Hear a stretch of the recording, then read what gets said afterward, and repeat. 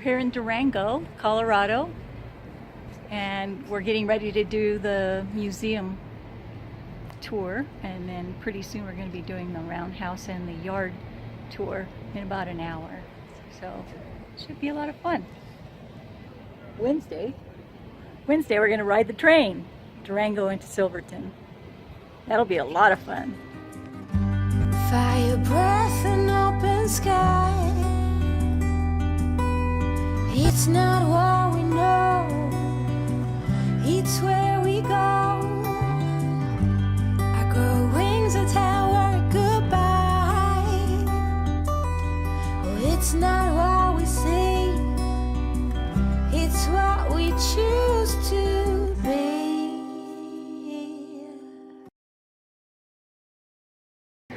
We're inside of the Durango Silverton train museum here.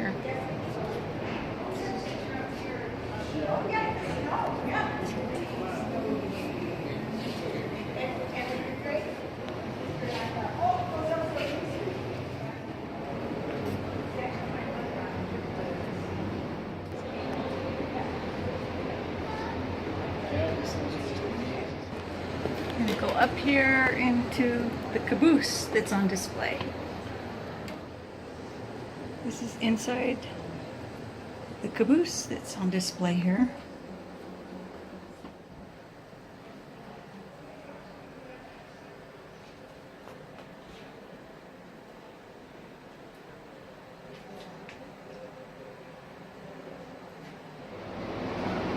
So what is this here? What would this be called in here? Boiler? Boiler? That's an engineer's seat.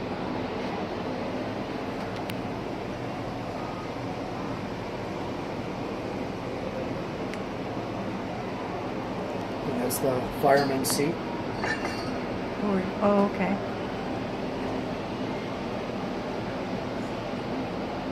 Looks like that fireman's seat caught on fire. Got a little bit too hot.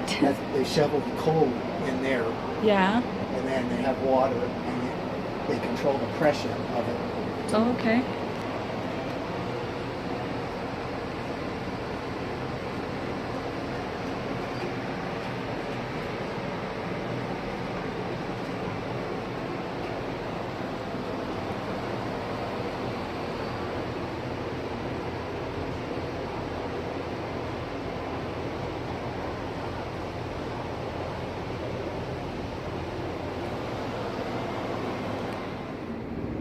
Behind me is the Roundhouse, and right back over here is the turntable. And this is the museum and the yard at the Durango to Silverton. I heard thunder in the background, that's what stopped me. This is the yard. We're gonna go on the tour pretty soon, but it's starting to rain, so I thought maybe I'd get some shots before it rained too hard. I know I talk a lot about rain in my videos and trying to get in out of the rain, but I'm not afraid of the rain. It's just that my phone doesn't like it very good, so I'm just afraid of the only camera I have with me getting ruined, that's all. This is the yard tour.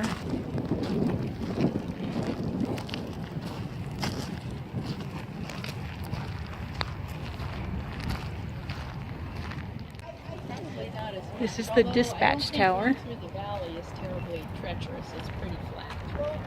Planter.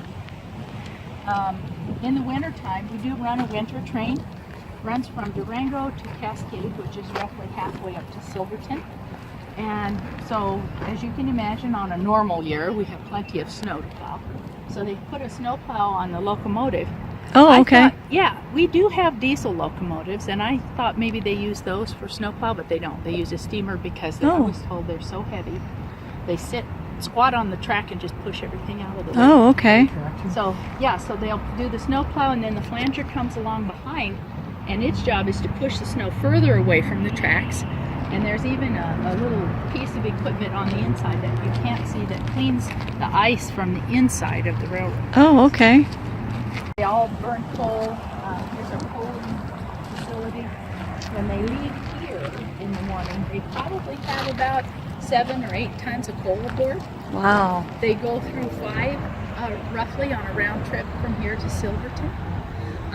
The water tenders usually hold about 5,000 gallons of water, and they'll use between 10 and 15,000 on a round trip. So you'll make some water stops on the way up.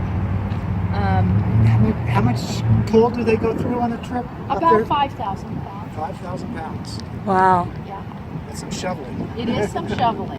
Rail yard has been here since 1881. We do have newcomers who move into the area, and they'll buy a house down here somewhere and complain about the coal smoke. Yeah.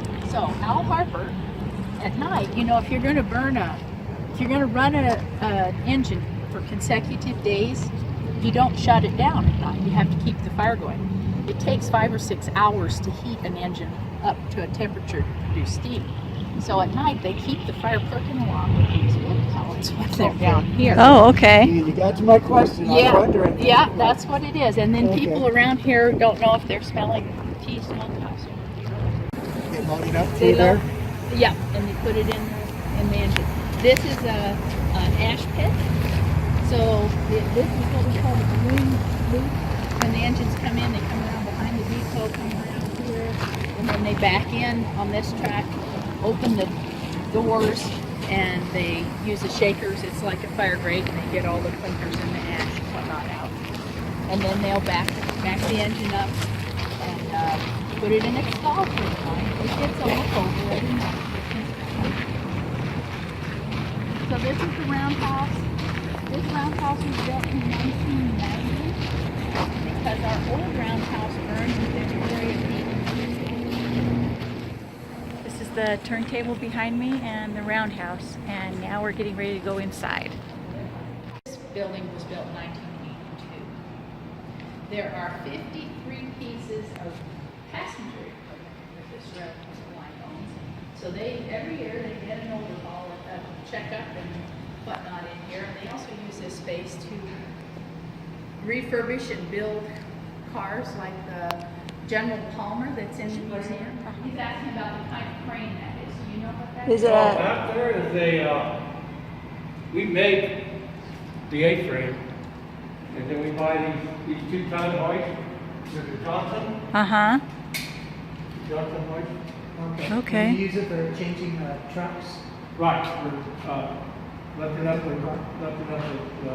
frame, pull the wheels out, putting new wheels in and out. We'll use the A-frame. Oh, nice. So, yeah, we have a wood shop, and a lot of the old cars were finished with mahogany or ash inside, and they try to keep the wood the same as when they have to replace them. Oh, original, yeah. I like the sign up there. We drove the right of way Did you? for that very Yeah. beautiful drive. Yeah. Colorado's blessed with a lot of beautiful land. This Nomad here was originally General Palmer's private car. William Jackson Palmer was his name. And then he enlisted in the Civil War and became a general. So General Palmer. And now it's owned by Alan Harper, who is the current owner of the railroad. We just finished the tour of the museum, the roundhouse, and the yard. I hope you guys enjoyed it. Fire breath and open sky. It's not what we know, it's where we go. I grow wings and tell her goodbye. Oh, it's not